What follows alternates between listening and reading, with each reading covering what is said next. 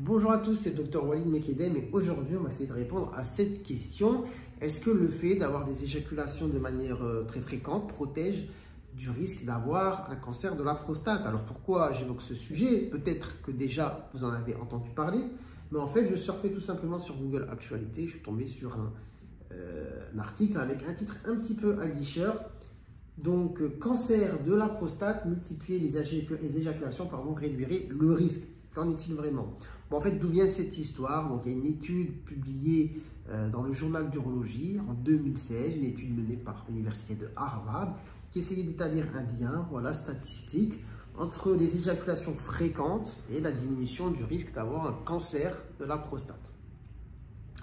Donc, cette étude a pris en compte beaucoup d'hommes, plus de 30 000, et a montré que chez ceux qui avaient des éjaculations fréquentes, eh bien, le risque de cancer de la prostate était diminué. Que veut dire éjaculation fréquente? Dans cette étude, c'était plus de 21 par mois.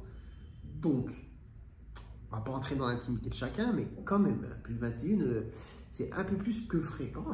Je ne sais pas ce que vous en pensez, dites-moi un petit peu. Mais ça montrait une diminution, en tout cas, du risque. Cependant, notre étude importante, une méta-analyse parue en 2018 dans le Journal of Sexual Medicine, montre l'inverse. En gros, ici, on était plutôt dans une méta-analyse qui disait que c'était plutôt le fait d'avoir peu de partenaires, peu d'éjaculation qui protégeait du risque d'avoir un cancer de la prostate. Qu'en est-il vraiment? Eh bien, il faudrait plus d'études tout simplement sur le sujet et peut-être mieux faites pour essayer d'établir un lien. Pour l'instant, il n'y a pas de lien de causalité, juste des liens statistiques. Donc, il peut y avoir aussi des facteurs qui sont, entre guillemets, confondants, je vais expliquer, mais par exemple, sur les hypothèses, déjà, si on s'arrête dessus, les hypothèses soutenues pour dire que les éjaculations protégeraient du risque de cancer de la prostate, c'est le fait qu'avec les éjaculations, tout simplement, vous nettoyez un petit peu, vous éliminez certaines substances qui pourraient justement endommager votre appareil avec le temps. Après, il peut y avoir un autre facteur qui est plutôt le fait d'avoir une réflexion inversée sur le sujet, que ce ne soit pas le fait d'avoir des éjaculations répétées qui protègent, mais le fait d'avoir envie finalement d'en avoir, c'est-à-dire d'avoir un taux de testostérone important, maintenu dans le temps, qui vous donne envie d'avoir des rapports de manière régulière. Et ce taux de testostérone important, là pour le coup, aurait un rôle protecteur sur le fait de développer un cancer de la prostate. Cependant, rien n'est sûr. Rien n'est sûr. Donc les études se contredisent. Il n'y a pas vraiment de conclusion forte à faire sur le sujet. Donc quand vous voyez un titre un petit peu aguicheur, enfin, voilà, prenez des pincettes, prenez du recul.